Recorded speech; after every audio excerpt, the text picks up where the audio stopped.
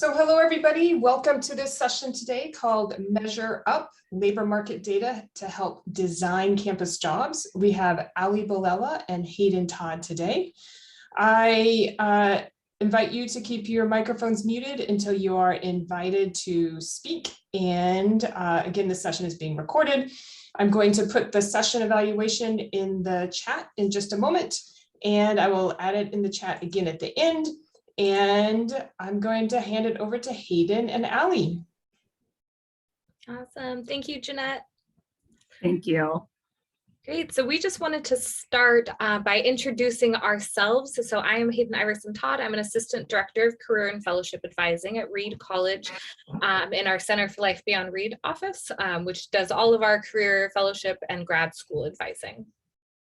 And I'm Ali Bilella. I'm a program coordinator with the Workforce Development and Post-Secondary Education Division at WestEd. And I support a lot of our work in adult education, career technical education, and K-16 transitions. So I'm excited to work with you guys. And we're very excited to present today. Ali and I have known each other since our freshman year of college. And so it's exciting to get to do a work presentation together after all this time. So really today, the session is going to be about work study and the value of work-based learning. So work-based learning is tied to non-economic post-graduation success, meaning that students who participate in work-based learning are going to be hopefully more successful in their work and be able to transition into higher paying wages in the long term. And we're going to talk a little bit about how we can use some labor market data to think about that. So just an overview of our agenda. We're going to start with why skills, and when I say we, I mean Ali is going to start talking a little bit about understanding how skills work in the labor market.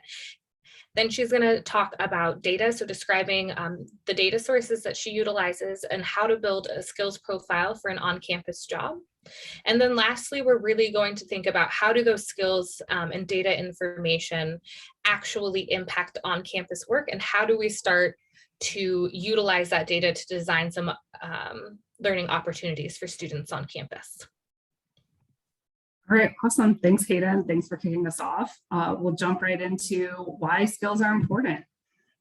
So employers are really looking for skills as much as they're looking for knowledge. They're looking for skills because they're trying to match students to specific tasks in an occupation.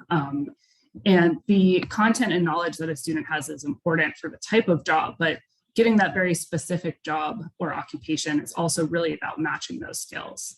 So when students have a toolbox of skills that they are able to articulate very well, and they can then articulate why their skills are important to that employer and why those skills are a match, it really helps them navigate conversations with employers, and it helps them navigate the labor market and the industry a little bit easier. And it can function essentially as a form of social capital, being able to articulate those skills very well.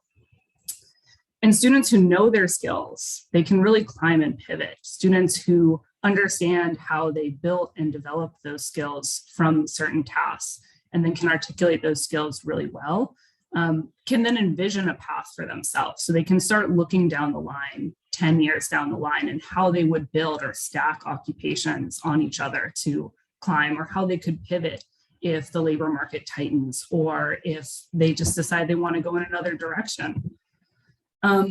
So let's get into some examples about why skills are important using data. So this data is specifically American Community Survey data of students who graduated 5 to 10 years ago in psychology and biology. And we can see in these top 10 occupations that students are in 5 to 10 years after graduating in these very different majors, is that there are 4 occupations actually in common. So this is showing us that in addition to content knowledge, skills are really important for where you end up in the labor market, because there are skills in common between these exact same jobs. And we can see that there's kind of a bifurcation. There are 2 jobs in both that are identical, that are really more bachelor's degree level occupations and tend to be slightly higher wage. And then there are 2 that are tend to not be bachelor's bachelor's level jobs and tend to be a little bit lower paid. So the customer service representative, retail salesperson are usually not bachelor's level occupations where teachers and managers tend to be. So there might be a lot of reasons why a student is a customer service representative or a retail salesperson, but this bifurcation kind of makes us ask the question of, how do we support students in getting bachelor's degree level jobs that tend to be slightly higher wage if that's what they want to do? And how do we make sure that we support understanding what skills are relevant? Because a student could be in biology and then decide to pivot. So really getting a sense of those labor market skills is important for helping students build. And here we have another example of thinking about those pivot points. So we have biology and psychology, and we have a set of 4 to 5 occupations in those kind of academic areas. And I pulled some real-time skills data, which is aggregated from job postings across the nation. And we can see that there's quite a few really concrete skills in common. And so those skills could be developed throughout an educational career, in a work study, but also in the jobs that they have. And so being able to, in and of itself, a skill of being able to articulate what they've built and developed can help them pivot and grow. So the better we can help students understand these pivot points, the more navigable they're going to be in the labor market. And one reason why this is really important to talk about in the context of work study and labor market and finding occupations is that access to paid internships is really uneven. We know that paid internships can be leveraged really well to find an occupation right after graduating. And that students, Black students, Latino students, low-income students tend to have a hard time accessing those paid internships for a lot of reasons. A lot of constraints around transportation or constraints around being able to find where these paid internships are or search for them. And work study is a place that could fill that gap. So let's get into the nitty-gritty data of thinking about how to build a kind of a skills profile for an academic area, and think about how that would then integrate into building a profile for a work study job for a student. So there's public information related to student demographics. So student completion data by major, by race and ethnicity and gender is all available for specific colleges in the Integrated Post-Secondary Education Data System, IPEDS. And there are resource links for all these here if you guys want the slides after. There's public information about jobs and occupations. The State of Oregon Employment Department has Excel spreadsheets that they update fairly frequently on occupations for wages and projections, so how an occupation is expected to grow over time. And then the OWHE Resource Center is a great place to get some exports of Excel exports or information about specific occupational descriptions, common job titles, all of the other skills data that OWHE has. That's a great place for that. And the labor market skills kind of come from 2 places. There's Economic Modeling EMSI Institute, which has real-time labor market skills. So they go through and scrape all of the job postings on LinkedIn and Indeed, and they come up with a taxonomy of what skills are being listed in job postings. Most of their work is paid, so they have accounts that you can get, but they have some open source skills that are available. And then OWHE is a public taxonomy of skills. So it's funded by Bureau of Labor Statistics, and they have a very clear taxonomy. And it's a great place to start because it's free data and they have very clear descriptions of skills and how that relates to the tasks in an occupation.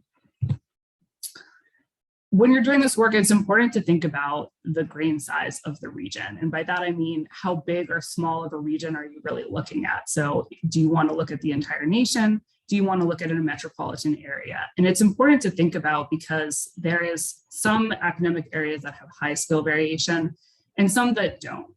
So we found in our work at West Ed that a lot of the humanities, social and behavioral sciences, and information and communication technology have pretty high skill variation across regions. So what an English major is doing in San Francisco is very different than what an English major might be doing in New York. And this is an important place also to understand your students and where they're ending up. If you have most students, like let's say 80% of your students in your English major are staying in your city, that might be a great place to then think, well, we really need to focus on what are the skills in the industry and the employers in our specific city. Whereas if you have a very concrete and technical pre-med program, and you know that most of your students do end up in your city, but they also immediately apply to med school, national data would probably be very appropriate because those skills are pretty common across the country. This is just a quick visual on how this data is collected. So usually I like to start with an academic area because we're thinking about the many-to-many connections a student could have. So we are collecting a series of degrees and thinking about where those series of occupations could, where they could go with a series of occupations. So we take a collection of degrees that are in an academic area and then take a series of related occupations and aggregate all of the skills within our designated regional area to come up with what are the most frequent skills in this area and how could we then infuse them hopefully into a work study job or what we're working on. So this is a specific map I made for Reed College, and it is 4 majors that we've collected into the sciences. And using the IPEDS data, we've put at the top student completions by race and ethnicity. And this is really important to keep centered who we're serving, who the students are we're serving, and make sure that we're building bridges for students that are most marginalized from those paid internships and making sure that this bridge is really serving students who need that support the most and understanding what that student population looks like in this particular area. And so we can see on the right the most common skills pulled from real-time data and the emerging skills. So these are the skills that are increasing most frequently within the past year.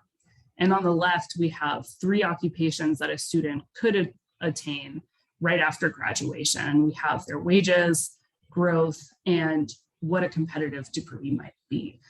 And so this setup is starting to think about how would we then build these skills that we know exist in the labor market in this academic area into a work study opportunity to really act as a bridge for students who may not be able to find a paid internship in their specific field or who need support thinking about building skills for the labor market. And I'll just say as a transition into Hayden's work that work study is a really key opportunity to build labor market skills. We know that work study students graduate at slightly higher rates and that students with work study though tend to take out more loans. So finding an occupation right away is important. But colleges have a lot of discretion in how they can implement work study. So these things combined, there is a lot of opportunity for helping students articulate skills without really impacting graduation rates. And if work study isn't working very well as an aid to students, they're taking out a lot of loans, it's an important opportunity to find ways of making it meaningful for students. There's Hayden making it meaningful for students. I'd just like to take a pause real quick, and if anybody has any questions about sort of the data and the collection of data and potentially any questions about what OWHE does, feel free to drop them in the chat now and we can take a couple minutes to answer any questions before we move on to the next portion of our presentation. Also, if you leave stuff in the chat as we're chatting, then we will make sure to get to those at the end. We will have plenty of time for questions if there are any. So I'll give people a second to think about that.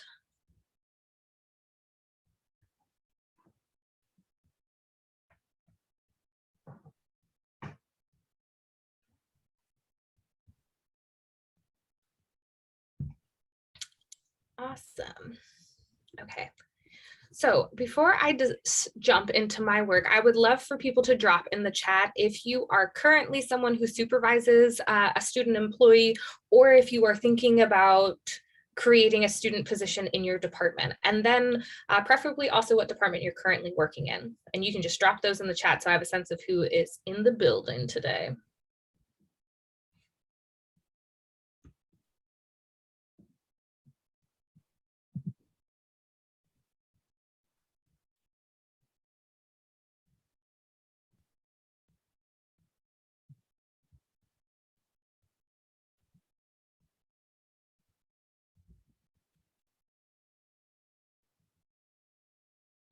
Awesome. We've got lots of folks who are currently supervising students. Great, you came to the right session. all different sorts of things. It looks like a lot of positions that are kind of potentially more administrative roles, supporting career development offices, the registrar's office, generally more office support. Great, and then some folks who are interested in starting positions. Awesome, these are all great. Very exciting. I will say supervising student staff is absolutely one of my favorite parts of my job. So I'm excited that all of you are getting to participate in that and having an opportunity to collaborate and connect with students in a different capacity outside of academia or traditional sort of student affairs programming. And then it looks like, Kirsten, you have a hand raised. Yeah, I asked a question, but it got lost in the so I would love to hear, because I can just say it out loud. It sounds like you're saying that we have a lot of flexibility with how we use work study students. And so I was just curious, because when I looked at it, it sounded like it was pretty much supposed to be fairly low level, like kind of like filing almost was kind of like what it looked like to me in the description of how we're supposed to use work study students. And so I would love to use them more like interns, or like think about the skills that they can gain while they're doing something for us to move forward, like what you're talking about. So could you just like, what do you know about that? Like in terms of like how much do we really have? Yeah, that'd be helpful to know. Yeah, no, I think that's a great question. In terms of the federal work study, college campuses have a lot of leeway in terms of how they implement that program, in terms of how they decide to designate the funds, and how they build that work study program. I'm less familiar with the state level work study and other types of work study that's afforded on campus.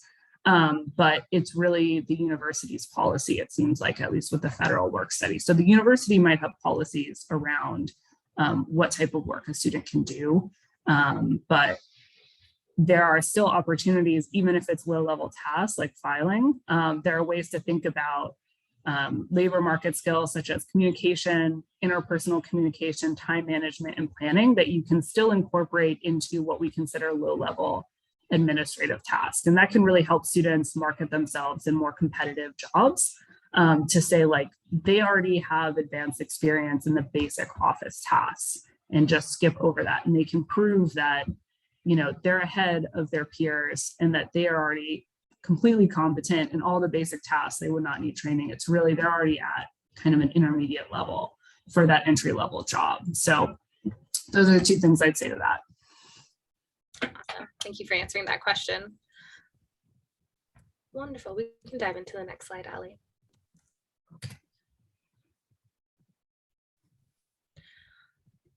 So this is a quote from Dr. Isabel Roche, the interim president of Bennington College.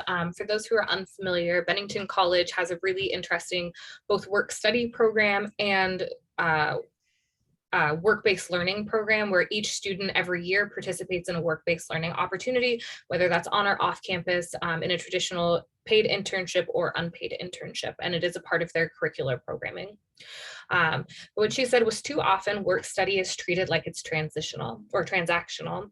And that's something that really resonated with me as someone who works with work study as well as student staff, is we often view it as this sort of thing that we're asked to do, or it would be nice to have students. And so we kind of give them that one task that nobody else wants to do in the office, which might be the filing, or it might be the ordering of something, or it may be sitting at the front desk and checking people in. But oftentimes it's not really ingrained into the day-to-day business model of our work. And what we're going to talk about now is really thinking about how do we think of work study and on-campus work as an integral part of the educational experience for students. And by viewing student work as a developmental opportunity, we can begin to create positions that support the professional growth of students rather than just take care of one task in our office. So what I want to talk about is utilizing a curricular approach to design student staff positions. So some of you may be familiar with the curricular approach, and the curricular approach is a student affairs theory that focuses on developing intentional and sequenced educational outcomes outside of the classroom. So borrowing from particularly a K through 12 model of curriculum design to actually associate those intentional curricular pieces to outside learning. So not just thinking about the educators being faculty members in the classroom, but also thinking about us as student affairs professionals oftentimes are also doing a lot of educating, and what can that look like in programming. And really that theory focuses on, again, intentional and sequenced educational opportunities. And we're going to use this framework a little bit to think about how you can think about designing student staff positions. And there's really three main pieces that I want to be borrowing from the curricular approach. If you're familiar with it, again, there's like 10 different sort of foundational elements that they talk through, and there's like a whole conference you can go to, and I'm not going to force you to learn that today, but the three pieces that are going to be most related to this work are thinking about learning outcomes, activities and experiences, and assessment. So in the curricular approach, you work backwards from what is it that I'm hoping to achieve, and then thinking about what's the programming that I am going to utilize to help achieve those goals, and then assessing whether or not I've actually met them. So your learning outcomes for a student staff position is going to be identifying key skill sets students are going to gain by working in the role. So start by thinking about what is it that I actually want a student to learn, rather than thinking about what is a piece of my work that I can offload on a student. How will engaging with my office actually support the professional development of a student? From there, you're going to think about what are the activities and experiences, so the core activities that align with the learning outcomes of the role. So again, we're thinking about developing tasks that are actually going to help promote those learning outcomes. And then lastly, creating structured participatory and recurring assessments that track skill development. So making sure that, you know, like all things, we want to actually be assessing and seeing how effective are these programs that we're putting in place. So designing those learning outcomes, this is where the work that Ali was talking about and using the labor market data really meets up with this idea of the curricular approach. So first, we're going to identify what are the necessary work tasks. So some of those pieces, we might know that there are key components that absolutely have to happen in this role. And so if you have one or two of those to even have it make sense, that's totally okay, but identify those necessary work tasks. Secondly, review common as well as industry-specific skill sets. So what that means is looking at not only the skill sets that are associated with the industry that you work in. So that's a really great way. You can go back to OWHE and look at what are the skill sets associated with the professional version of the student staff role, or sort of a next step, a natural progression within this industry, but also looking at those core competencies that are going to be universal across industries. NACE has their career readiness guidelines, which are another really great resource for thinking about skill and professional development, and thinking about what are the skill sets that we really want to be emphasizing in the role. And then lastly, you want to assign professional development goals. So this is the other prong to the student staff position. So not just thinking about what are the work-related skill sets, but what Ali talked a lot about is how do you actually articulate these skill sets to someone else? How do I start to have an understanding of what my competencies are so that I can articulate those in both a resume and an interview when I'm looking for a professional role? And you want to make sure that those professional development goals are built into your student staff programming.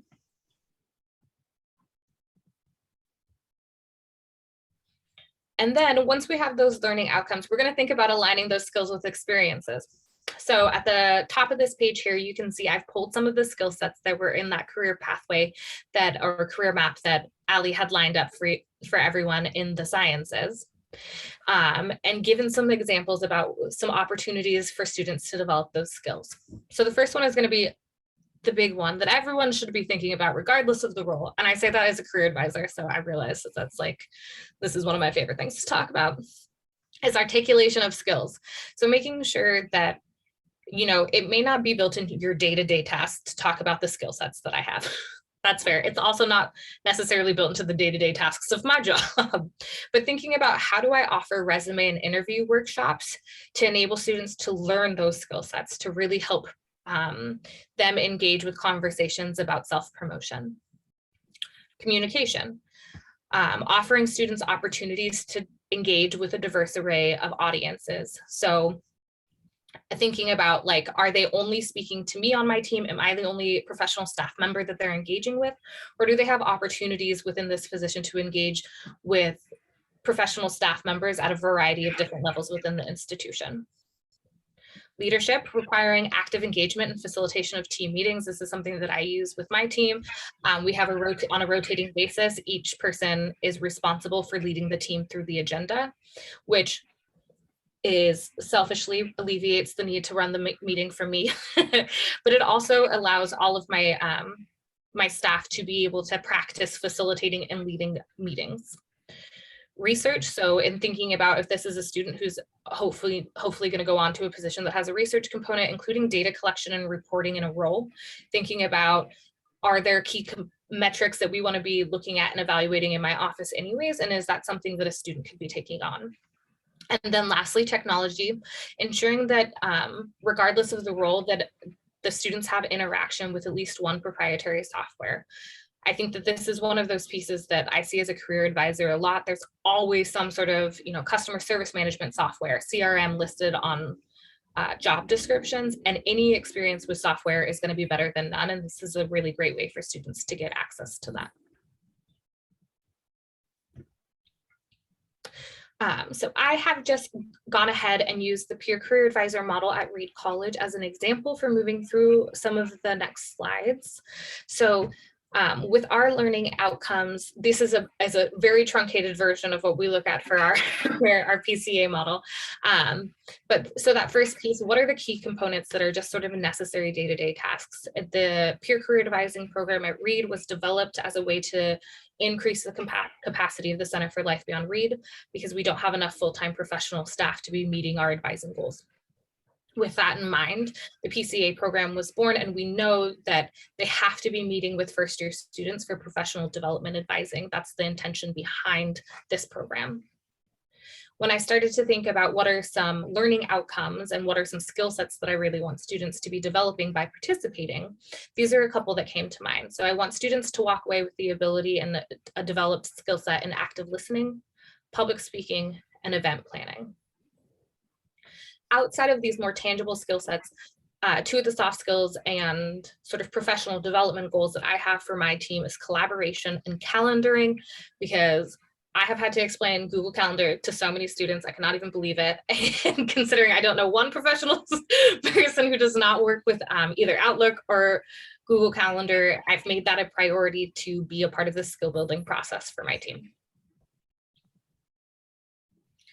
So in thinking about that, when I started to put together a job description and really thinking about my training and what are the expectations for a student in this role, these are some of the experiences and tasks that I put together to ensure that my students are reaching those learning outcomes.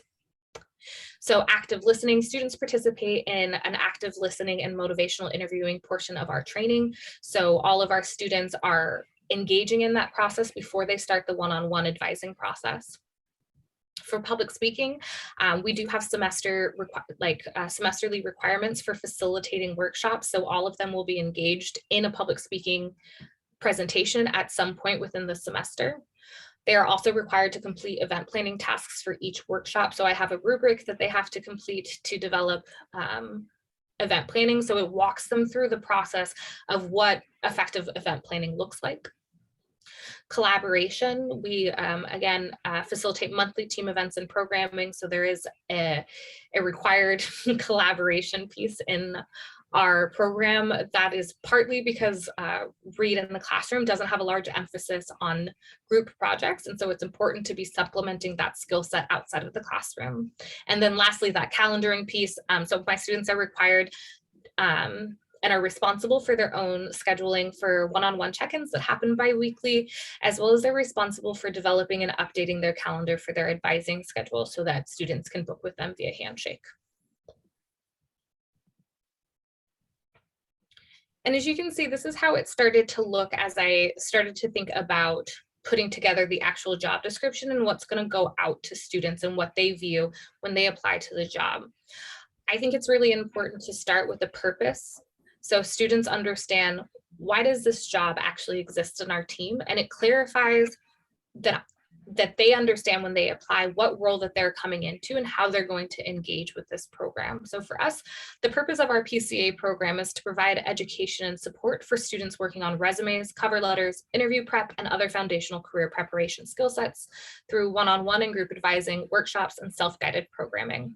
Additionally, PCAs work to build and connect the greater Reed community, students, staff, faculty, alumni, and employers with the Center for Life Beyond Reed. So I've really clearly called out, this is exactly what this role's purpose is for. And you'll see this as well in professional, obviously, job descriptions. And so thinking about, again, how are we mirroring that process and making sure that students are seeing what they're going to see post-grad. I include a section about what you'll do. It's pretty extensive for this particular position. And then two pieces that I've included in this job description that I believe are valuable for students and helping them understand, again, why should you even be applying to this in the first place, is who you are. So a little bit about what they're bringing to the table, but more importantly, what you'll gain. So that students have an understanding of when they walk away, these are some of the skill sets that I'll have developed, and they can think about like, oh, okay, how will this particular on-campus position help me reach professional goals that I might have, or introduce me to some skill sets or experiences that I've been thinking about, but I'm not sure if I'm interested in those things long-term, but I know that I'll get an opportunity to participate in those.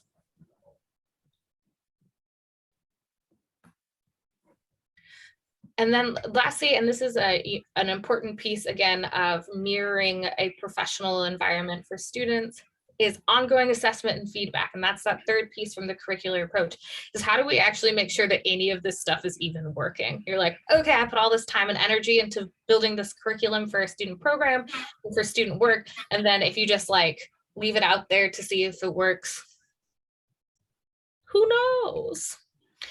And so thinking about a couple different ways that we can engage in assessment for student staff programs. First and foremost, my personal favorite is one-on-one. So regularly occurring one-on-one meetings to allow for continual individualized feedback. This is also one of the first things that can fall to the wayside as students start to get busy, as the semester picks up. You know, I'm always in conversation with students as final starts to creep closer and closer. They're like, what if we didn't have our one-on-one? I'm like, how about we just touch base for 10 minutes? And really thinking about every time you go into a one-on-one, making sure that you have an intentional agenda and making sure that feedback is always a part of your agenda. So you want to be thinking about giving students an opportunity to talk about what barriers to success they may be experiencing, as well as any feedback that you might have for them about their ongoing performance. Secondly, another tool for assessment is going to be self-assessment, which provides opportunities to review and reflect on skill development, either quarterly or semesterly. This is particularly important with students because there can be a noticeable difference between how a student perceives their own success and how staff may be perceiving their performance. And so this is a really good opportunity to do a check-in and see, how does that student feel like they've been progressing? How do they feel like they're engaging with their day-to-day tasks? And then to have an honest conversation about whether that is aligning with the supervisor's experience with their performance or not. And then lastly, application is creating opportunities for application of skill sets for students to actually demonstrate whether or not they have been successful with those. So that might look like inviting in your career services office to do mock interviews and have an opportunity for feedback from your career services team on those interviews and their ability to actually communicate the skill sets that they've learned in your office.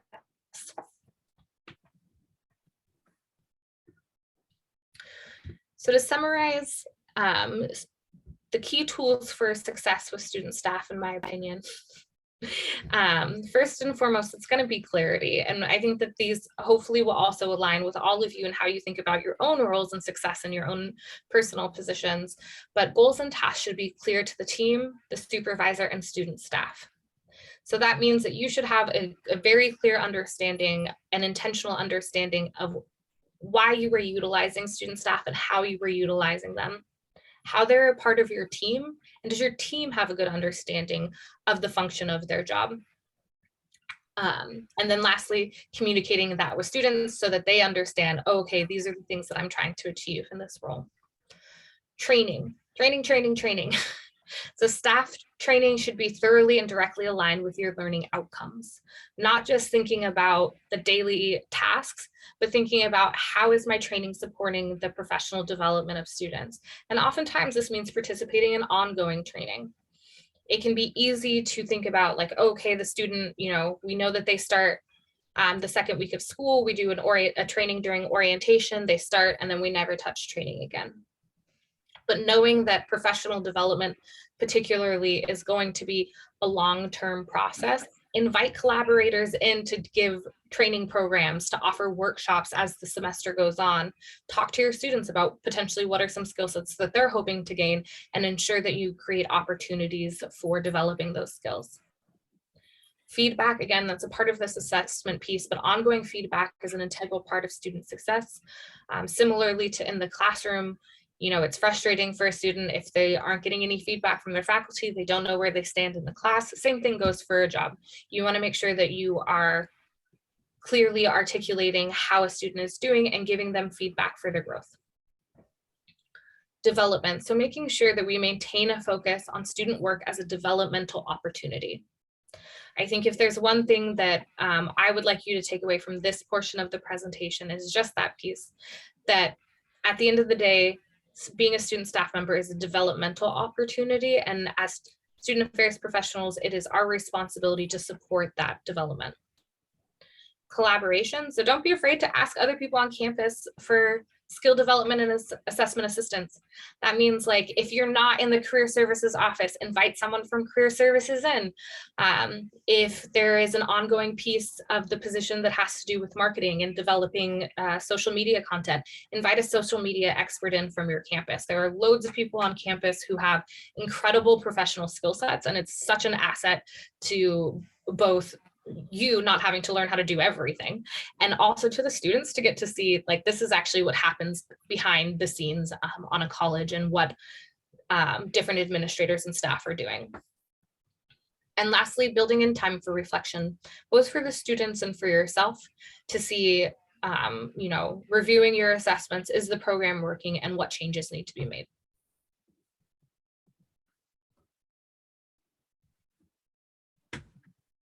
Awesome. So that's our part of talkie McTalkie. That is a lot of information. And so now we just love to open it up to questions, any concerns that folks have. Ooh, I got one in the chat. So Tess dropped in there, do you have tips on explaining the value of these workshops and student worker improvements to department supervisors, personnel supervisors? How do I explain to my boss why I think following your advice sounds like a good idea? Great question, Tess. I think some of that is going to have to do with the position that you're in and the office that you're in. Tess, are you in the registrar's office or admissions? Registrar's office. Clearly I know Tess. But I think that that's twofold. So one of them is getting support from other folks on campus, so potentially from people in student life, to talk about student development and long-term success for students. And so that might be partnering with, again, your student life department or career services to help put together some information for a proposal that has to do with the value of work-based learning opportunities. And then also thinking about when you take the time to build out an intentional program, there's oftentimes really clear outcomes, beneficial outcomes to the department. So thinking about like not only what are the students gaining, but what am I gaining by having a thorough training process, by having students who are going to be more actively engaged in this process because the expectations are clear. What is the benefit to having more professional students in our office because they've continued to develop while they're in this role?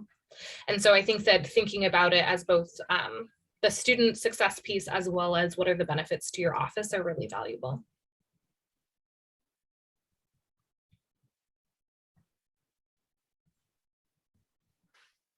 You're welcome. Other questions?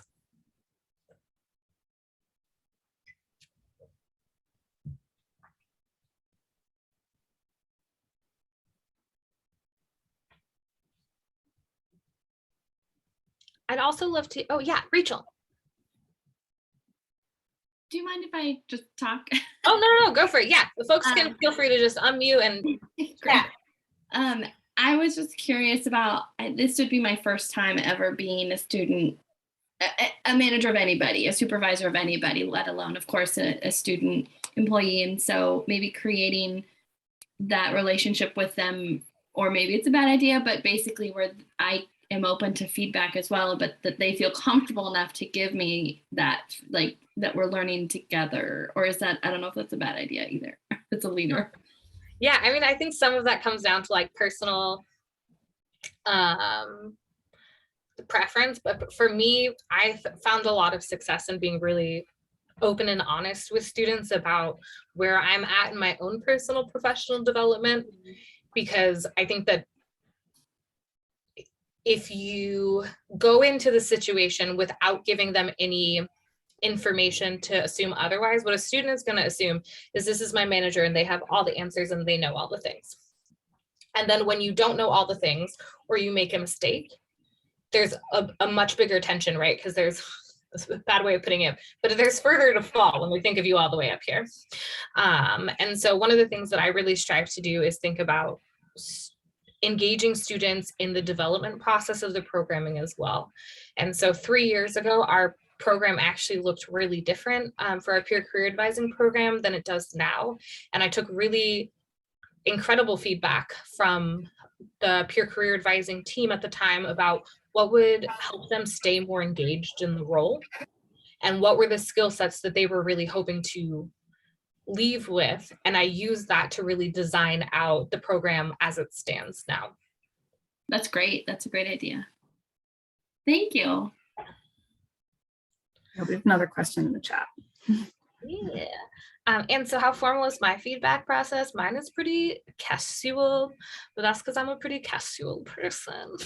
I also am really, for myself, lucky because I have 5 team members, 2 of which are returners for this year, but I always have about 2 to 3, or actually last year 4 students who are returning in the process as well. And so we have developed a relationship where it's not quite as structured. That being said, I think that there are pros and cons to that. And there will probably be more, like something that I'm hoping to implement is more of a standardized survey that goes out on a semester basis to student staff to really get written feedback from them as well as verbal feedback. So a lot of it right now is going to be in conversation in our one-on-one or in team meetings, and recognizing that that's not the best way of communicating for everyone and not also the most comfortable way of communicating. And so providing another opportunity and outlet for feedback.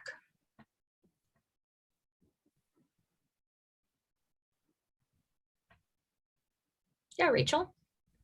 Hi, thank you so much. This has been excellent.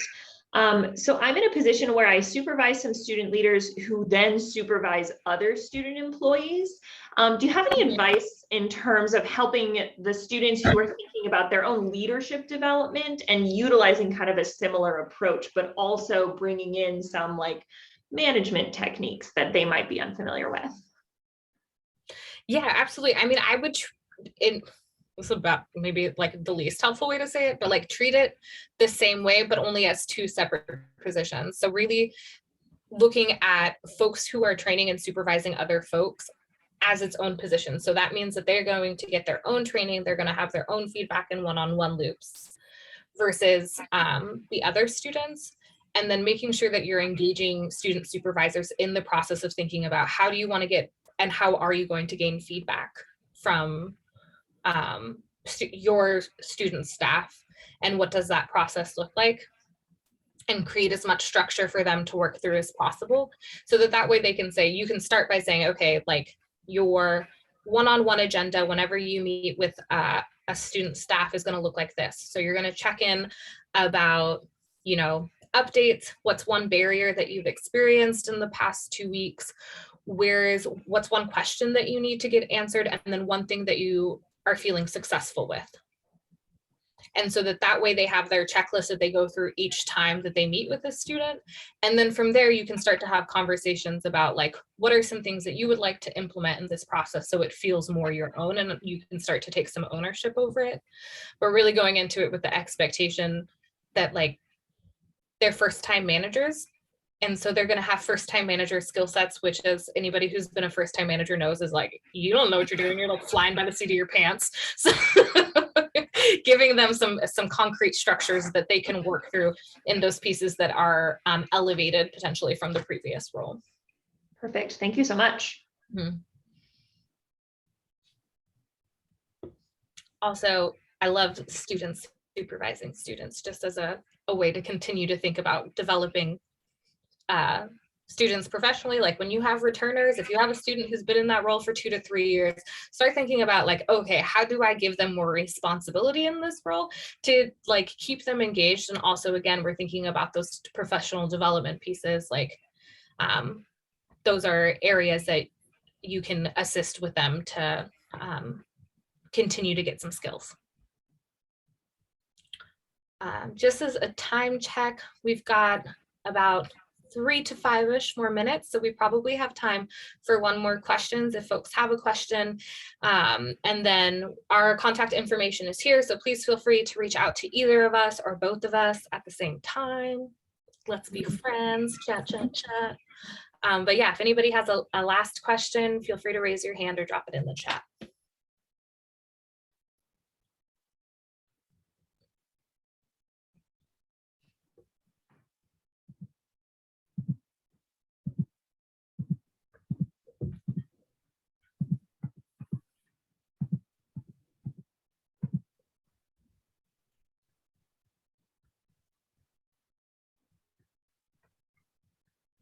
Okay, well, if we don't have any more questions, oh, someone just, oh, was that you coming unmuted, Jeanette?